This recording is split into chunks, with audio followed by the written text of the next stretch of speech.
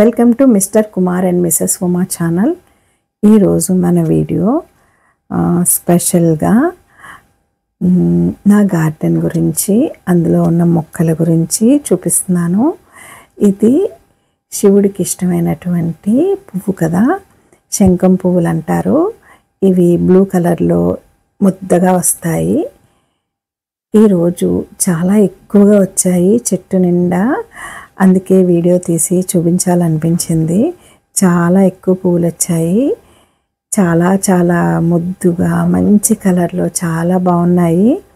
వీటిని కోసి శివుడికి పెడతాను. ఇది వేసి ఒక 6 months అవుతుంది.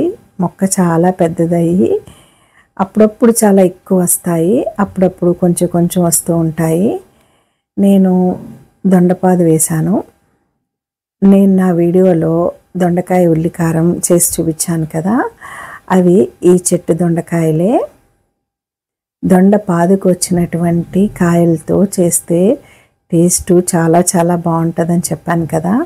మన చేతితో పెంచుకొని వాటిని ఆ కాయలు పువ్వులు వస్తే చాలా చాలా హ్యాపీగా లైఫ్లో సాటిస్ఫాక్షన్గా అనిపిస్తుంది. ఇది మొక్కలంటే ఇష్టం ఉన్న వాళ్ళకండి. ఇలా దొండకాయలు మళ్ళీ వచ్చాయి. ఇలా కొన్ని కొన్ని వస్తున్నాయి. 3 గోళాల్లో ఇలా దొండకాయ పాదు పెట్టాను.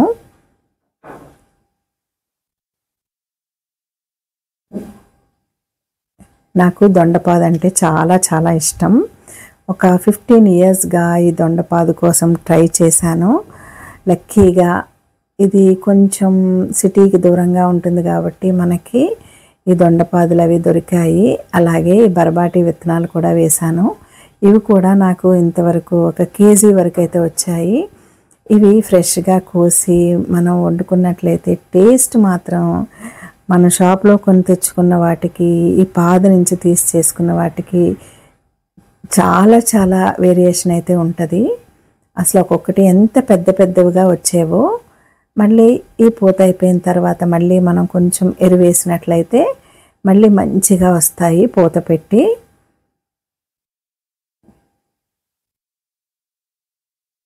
ఇలా బరబాటీలు, దొండపాదులు, బీరపాదులు ఇవన్నీ మనకి వీలైనన్ని వేసుకున్నట్లయితే ఒక ఫ్యామిలీకి చక్కగా సరిపోతూ ఉంటాయన్నమాట.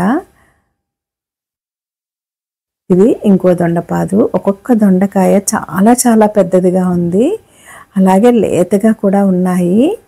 ఇవి చెట్టు మధ్యలో దూరిపోయి మనకు అస్సలు కనిపించవు. భలే ముచ్చట అనిపిస్తుంది కోస్తున్న ప్రతిసారి, ఇది ఎక్కడ ఉండిపోయింది నాకు కనిపించకుండా అని. నాకు దొండపాదు అంటే చాలా చాలా ఇష్టం అండి. చిన్నప్పటి నుంచి ఒక 15 yearsగా ఎంత వెతికినా నాకు దొరకలేదు.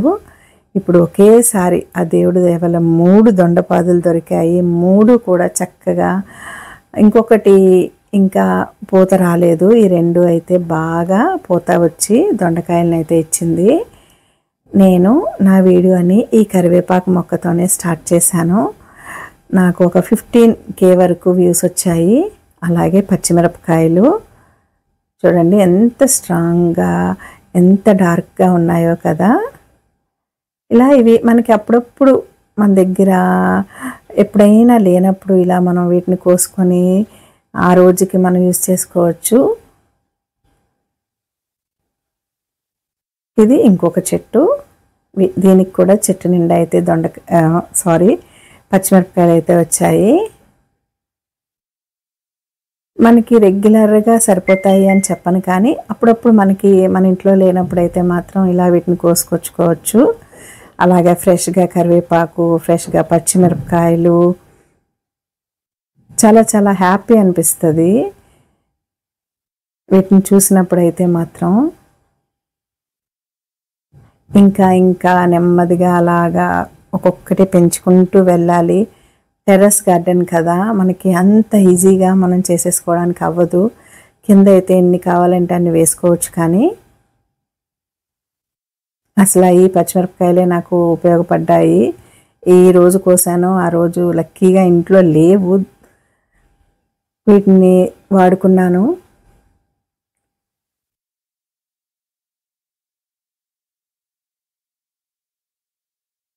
ఇవి కూడా పచ్చిమిరపకాయలే. ఇవి వెరైటీగా ఉంటాయి.